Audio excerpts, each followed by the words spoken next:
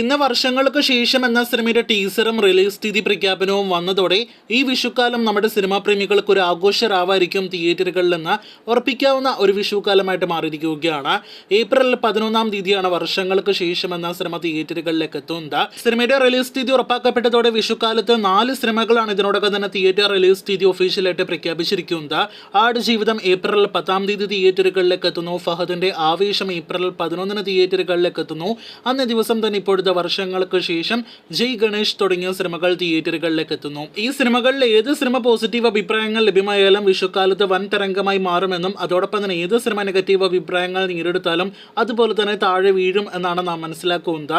ഈ 4 സിനിമകൾക്കും ആദ്യ ദിവസം സിനിമകൾ കാണാനായിട്ട് പ്രേക്ഷകർക്ക് പ്രത്യേക കാരണങ്ങൾ ഉണ്ടാകും. അതിൽ ആദ്യമേ വർഷങ്ങൾക്ക് ശേഷം എന്ന സിനിമയിലേക്ക് വരികയാണെങ്കിൽ വിനീതന്റെ സംവിധാനത്തിൽ പ്രണവ്, ധ്യാൻ, അജു വർഗീസ്, ബേസൽ ജോസഫ്, കല്യാണി പ്രിയദർശൻ, നിവിൻ പോളി തുടങ്ങിയ എല്ലാവരെയും ഒരു ഒറ്റ സിനിമയിലൂടെ ഒരൊറ്റ ടിക്കറ്റ് എടുത്ത് കാണാം എന്നൊരു അവസരമുണ്ട്.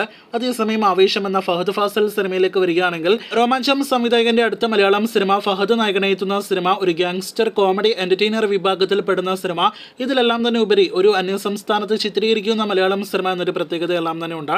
അപ്പോൾ അങ്ങനെയുള്ള പ്രത്യേകതകൾ ഇഷ്ടമുള്ളവർക്ക് ആവേശം എന്ന സിനിമ കാണാം. ഇനി ഏപ്രിൽ 11-ന് തന്നെ തിയേറ്ററുകളിലേക്ക് എത്തുന്ന 3-ാമത്തെ മലയാളം സിനിമ ജയ് ഗണേഷിലേക്ക് വരികയാണെങ്കിൽ ചിത്രം ഉണ്ണിമുകുന്ദൻ നായകനെത്തുന്ന സിനിമയാണ്. രഞ്ജിത്ത് ശങ്കർ സംവിധാനം ചെയ്യുന്ന സിനിമയുടെ ടീസർ നാളെ പുറത്തുവരികയാണ്. നാളെ രാവിലെ 10:10 വാലന്റൈൻ ദിനത്തിൽ സിനിമയുടെ ടീസർ പുറത്തുവരിക. ഒരു ഫാന്റസി നിറഞ്ഞ സൂപ്പർ ഹീറോ എലമെന്റ് എല്ലാം തന്നെ ഉള്ള സിനിമയാണ് ജയ് ഗണേഷ് എന്നാണ് നാം മനസ്സിലാക്കുന്നത്. നാളെ ടീസർ വരുന്നതോടെ സിനിമയെക്കുറിച്ചുള്ള ഏകദേശം ധാരണ നമുക്ക് ലഭ്യമാകും.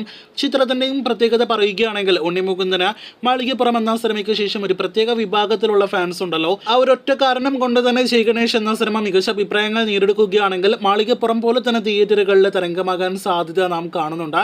എന്തായാലും ഈ 3 സിനിമകളുടെയും പ്രത്യേകതകളെല്ലാം തന്നെ ഇതാണ്.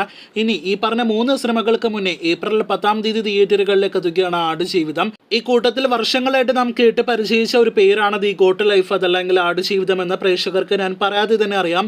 പൃഥ്വിരാജിന്റെ ബ്ലസ്സി സംവിധാനം ചെയ്യുന്ന സിനിമ ഏപ്രിൽ മാസം തിയേറ്ററുകളിലേക്ക് എത്തുന്ന ബിഗ് ബഡ്ജറ്റ് വിഷു റിലീസ്. ഈ പറഞ്ഞതിനേക്കാളെല്ലാം തന്നെ ഉപരി ബ്ലസ്സി എന്ന സംവിധായകന്റെയും പൃഥ്വിരാജ് സുകുമാരൻ എന്ന നടന്റെയും കരിയറിലെ തന്നെ ഏറ്റവും കഷ്ടപ്പാടുകൾ നിറഞ്ഞ ഒരു സിനിമയാണ് ആടുജീവിതം എന്ന ചിത്രത്തിന്റെ മേക്കിംഗ് വീഡിയോയിൽ നിന്ന് കഴിഞ്ഞ ദിവസം പുറത്തു വന്ന സിനിമയുടെ അണിയറ പ്രവർത്തകരുടെ മരുഭൂമി ജീവിത കഥയിൽ നിന്ന് നമുക്ക് മനസ്സിലാക്കിയെടുക്കാവുന്നതാണ്. ആടുജീവിതം എന്ന ബെന്യാമിന്റെ നോവൽ ബേസിലും അതോടൊപ്പം തന്നെ പൃഥ്വിരാജ് ബ്ലസ്സി കോംബോ എന്ന പേരിലും ഇതിനോടൊപ്പം തന്നെ വലിയ ഹൈപ്പാണ് സിനിമ നേടിയെടുത്തിരിക്കുന്നത്.